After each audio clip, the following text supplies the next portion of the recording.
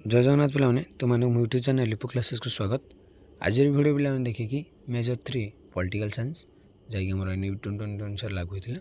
तो देख पे कौन रही ना चिंतन मत प्रकाश विसम्मतिर स्वाधीनता पूर्व आम देखते कि सकारात्मक स्वाधीनता कौन जैक आम 2 प्रकार था, विकास रूपी स्वाधीनता और विमुक्ति रूपी स्वाधीनता। तो डेनगर चल पे क्लास को स्टार्ट करवा। निजर मत प्रकाशन क्षेत्र में स्वाधीनता एक गणतांत्रिक अधिकार रूपे स्वीकृत। स्वाधीनता गोटे कौन गणतांत्रिक अधिकार रूपे स्वीकृत। स्वाधीन चिंतन ही स्वाधीन मत प्रकाशन क्षेत्र को वरिष्ठ करें। जो स्वाधीन चिंतनटा आम स्वाधीन चिंता आम माने आम चिंतनटा आम जो चिंता कर जिनटा को जब आम स्वाधीन तो स्वाधीन मत प्रकाशन क्षेत्र को बलिष्ठ करते। कि राष्ट्र सार्वभौमित्व स्वाधीनता सांविधानिक आईन प्रयोग सत्व निर्धारण साधारण निरापत्ता श्रृंखला आदि कारण राष्ट्र युक्तियुक्त आईन मध्यम मत प्रकाशन को स्वाधीनता उपर नियंत्रण जारी करे। कौन कहला ना राष्ट्र सार्वभौमित्व राष्ट्र स्वाधीनता और राष्ट्र सांविधानिक आईन प्रयोग सत्व निर्धारण साधारण निरापत्ता श्रृंखला आदि कारण राष्ट्र युक्तियुक्त आईन मध्यम मत प्रकाशन स्वाधीनता उपर नियंत्रण जारी करे। जो मत प्रकाशन स्वाधीनता रही कौन से नियंत्रण जारी करें। जातिसंघर सार्वजनीन मानविक अधिकार घोषणानामा धारा 19 मत प्रकाशन अधिकार को एक मानविक अधिकार रूप स्वीकृति दी। जो मत प्रकाशन मत प्रकाश कर जो अधिकारटा को सेटा गोटे मानविक अधिकार रूप स्वीकृति दी किए जातिसंघ मानविक अधिकार मानविक सार्वजनीन मानविक अधिकार घोषणानामा से गोटे कौन कह जातिसंघ जे मानविक अधिकार हो गोटे मत प्रकाशन अधिकार से गोटे आमर मानविक अधिकार।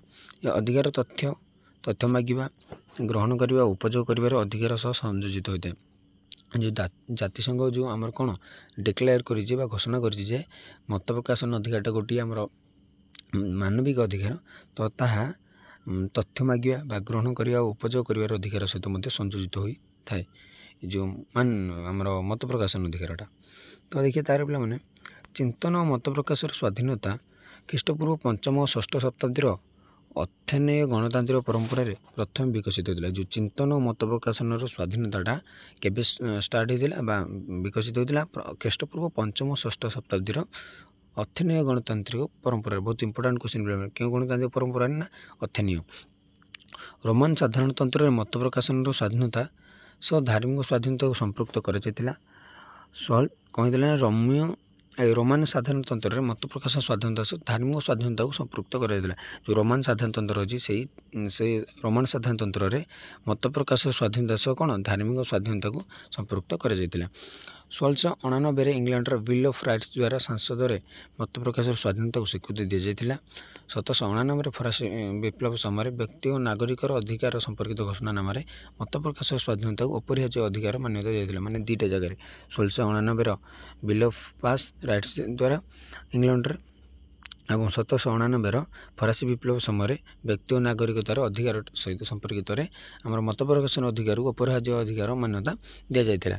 1948 मसीह सार्वजनिक मानविक अधिकार घोषणा नाम 19 धारा मत प्रकाशन स्वाधीनता को कौन राष्ट्र सीमा मध्य आबद्ध करा न जाए अन्यतम मौलिक अधिकार रूप अनुमोदन कर जो सार्वजनिक मानविक अधिकार घोषणा नाम 1948 धारा 19 मत प्रकाश स्वाधीनता को कौन राष्ट्र सीमा भितर बंधता कर न चाहिए सीमा भितर आबद्ध न कर अन्यतम मौलिक अधिकार रूप अनुमोदन कर सरकारी प्रतिरोध और नियंत्रण अवज्ञा कर अधिकार को उपयोग कर सरकार प्रतिरोध करें ना कि नियंत्रण को अवज्ञा कर नियंत्रण करें ना ये अधिकार उपयोग करे।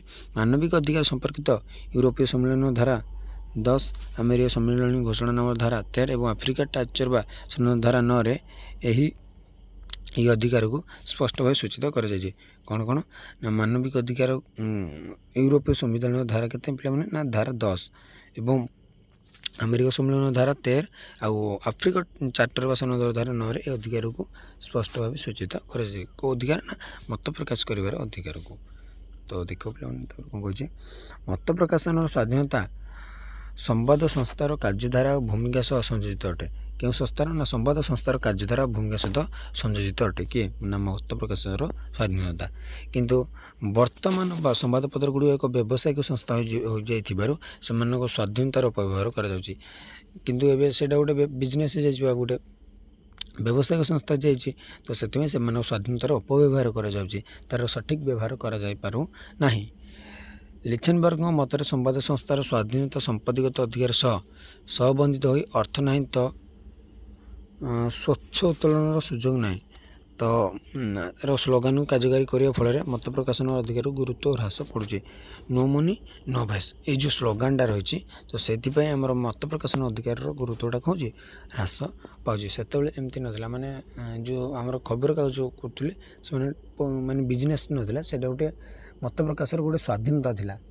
ସେତେବେଳେ ଠିକ୍ ଖବରକାଗଜ ସବୁ ପ୍ରକାଶନ ହେଉଥିଲା।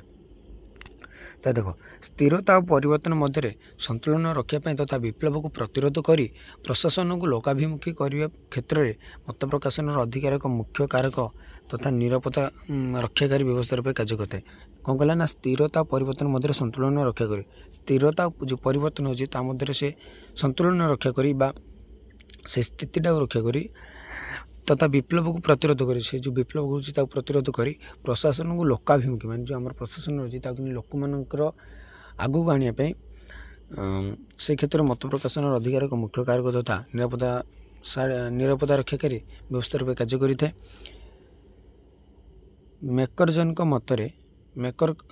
ମତରେ ଏହି ଅଧିକାର ବିନା ଗଣତନ୍ତ୍ର ବାସ୍ତବ ହୋଇପାରିବ ନାହିଁ। ଏ ଯେଉଁ ମତ ପ୍ରକାଶ କରିବାର ସ୍ୱାଧୀନତା ବିନା ବା ସେ ଅଧିକାର ବିନା, ମତ ପ୍ରକାଶ ଅଧିକାର ବିନା ଗଣତନ୍ତ୍ର ବାସ୍ତବ ହୋଇପାରିବ ନାହିଁ।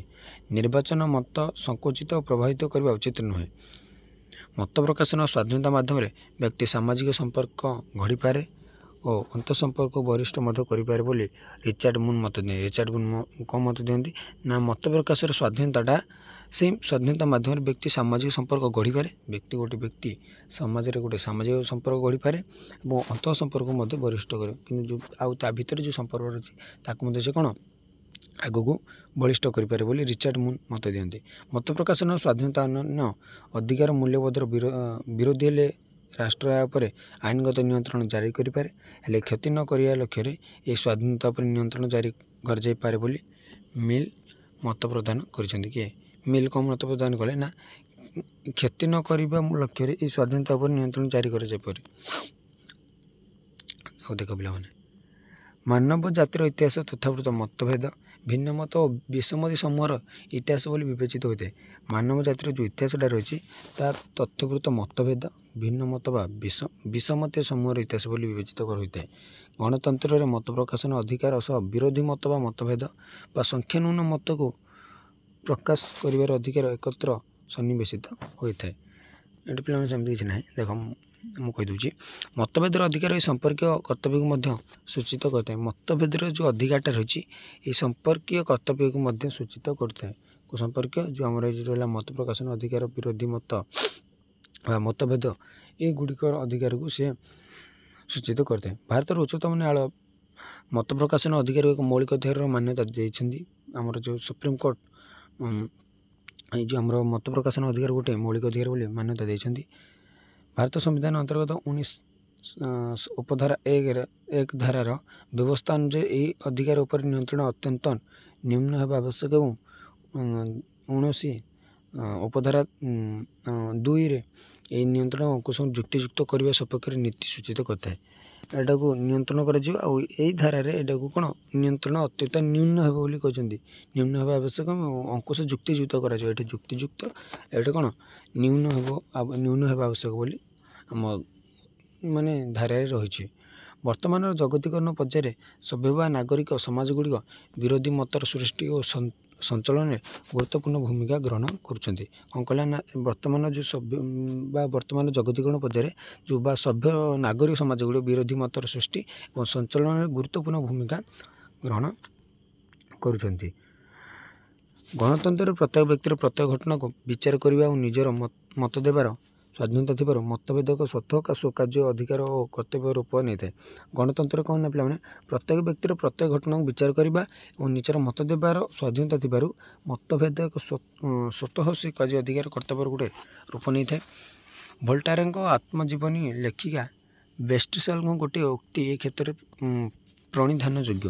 ଯେଉଁ ବେଷ୍ଟିସେଲ ଯେଉଁ ଗୋଟେ ତାଙ୍କର କ'ଣ ଲେଖିଥିଲେ ବେଷ୍ଟିସେଲ ନା, ଯେଉଁ ଭୋଲ୍ଟାୟରଙ୍କ ଗୋଟେ ଆତ୍ମଜୀବନୀ ଲେଖିଥିଲେ ବେଟ୍ରି ସହଲ ସେ ଗୋଟେ ଉକ୍ତି ଦେଇଥିଲେ। ସେ ତାଙ୍କ ମତରେ କ'ଣ ନା, ମୁଁ ଆପଣଙ୍କ ମତକୁ ଗ୍ରହଣ କରିନପାରେ କିନ୍ତୁ ଆପଣଙ୍କ ମତ ପ୍ରକାଶନର ଅଧିକାରକୁ ମୁଁ ନିଶ୍ଚିତ ଭାବରେ ସମର୍ଥନ କରିବା ଉଚିତ। ମୁଁ ଆପଣଙ୍କ ମତଟାକୁ ଗ୍ରହଣ କରିପାରିନି ବା ଆପଣ ଯେଉଁଟା କହିବେ ସେଇଟା ମୁଁ ଗ୍ରହଣ କରିପାରି ନପାରେ କିନ୍ତୁ ଆପଣ ଯେଉଁ ମତ ପ୍ରକାଶନ ଯେଉଁ ଅଧିକାରଟା ରହିଛି ମୁଁ ତାକୁ ସମର୍ଥନ ନିଶ୍ଚିନ୍ତ କରିବି। ମତଭେଦ ଅଧିକାର ପରିସ୍ଫୁଟନ ପାଇ ସହିଷ୍ଣୁତାର ବାତାବରଣ ରହିବା ଅତ୍ୟନ୍ତ ଜରୁରୀ ଅଟେ। ମତଭେଦ ଅଧିକାର ଇତିହାସ ଅବଲୋକନ କଲେ 1919 ମସିହାରେ ଆବ୍ରାହାମ ବନାମ ଯୁକ୍ତରାଷ୍ଟ୍ର ଆମେରିକା ମକଦ୍ଦମା ରାୟ ପରିପ୍ରେକ୍ଷୀରେ ଆମେରିକାର ଉଚ୍ଚତମ ନ୍ୟାୟାଳୟର ସଂଖ୍ୟାଗରିଷ୍ଠ ନିଷ୍ପତ୍ତି ଓ ଜଣେ ବିଚାରପତିଙ୍କ ସଂଖ୍ୟା ନ୍ୟୁନ ମତଭେଦିକାରୀ ନିଷ୍ପତ୍ତିମାନ ସ୍ଥିତି ଦୃଷ୍ଟିରୁ ଉକ୍ତ ଅଧିକାରର ପ୍ରାଚୀନ ଗୁରୁତ୍ୱ ନଜରକୁ ଆସିଥାଏ।